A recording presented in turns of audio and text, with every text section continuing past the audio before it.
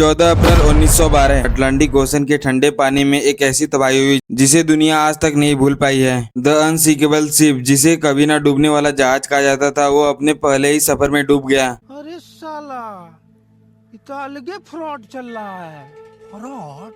कोई सा फ्रॉड भैया? लेकिन क्या ये सिर्फ एक्सीडेंटल कोलिजन था या फिर टाइटैनिक के साथ कुछ ऐसा हुआ जिसे दुनिया से छिपाया जा रहा है?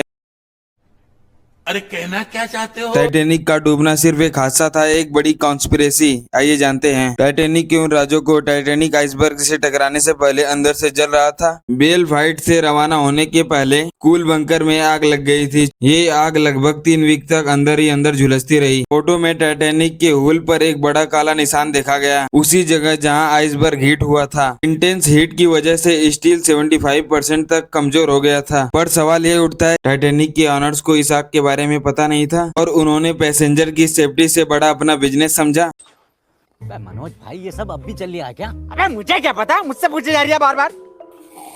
अब आते हैं सबसे कंट्रोवर्शियल थ्योरी पर, the ship that never sink. Titanic की parent company White Star Line का एक और जहाज था, HMS ओलंपिक। 1911 में ओलंपिक एक मिलिट्री वेसल से टकराकर सीवियर डैमेज हो गया था। इनका इंश्योरेंस क्लेम रिजेक्ट हो गया था, कंपनी को भारी नुकसान हुआ। थ्योरी ये कहती है व्हाइट स्टार लाइन ने इंश्योरेंस फ्रॉड के लिए जहाजों को सीक्रेटली बदल दिया था। टाइटैनिक को ओलंपिक की जगह भेज दिया गया ताकि वो डूब जाए और कंपनी को इंश्योरेंस का पैसा मिल जाए। क्या ओशन फ्लोर पर पड़ा जहाज सच में टाइटैनिक ही है या HMS ओलंपिक? इस पर आज भी बहस जारी है। सोचिए, दुनिया के सबसे बड़े शिप पर लुकआउट के लिए दूरबीन ही नहीं था, पर क्यों? सफर शुरू होने से ठीक पहले सेकंड ऑफिसर डेविड ब्लेयर को शिप से हटा दिया गया। हद तो तब हो गई जब वो गलती से लॉकर की चाबी लेकर अपने साथ चले गए जिसमें दूरबीन रखा गया था। और तो और टाइटैनिक को उस रात 6 आइसबर्ग की वार्निंग मिली थी, लेकिन रेडियो ऑपरेटर सबसे आखिरी और इम्पोर्टेंट वार्निंग कैप्टन स्मिथ तक पहुंचाया ही नहीं, क्योंकि वो पैसेंजर के प्राइवेट मैसेज भेजने में बिजी था। टाइटैनिक जब डूब रहा था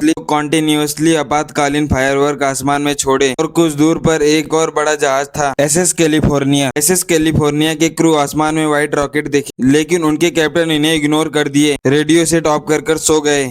कौन है ये लोग? कहां से आते हैं? SS कैलिफोर्निया वक्त पर मदद कर देता तो शायद 1500 लोगों की जानें बच जाती।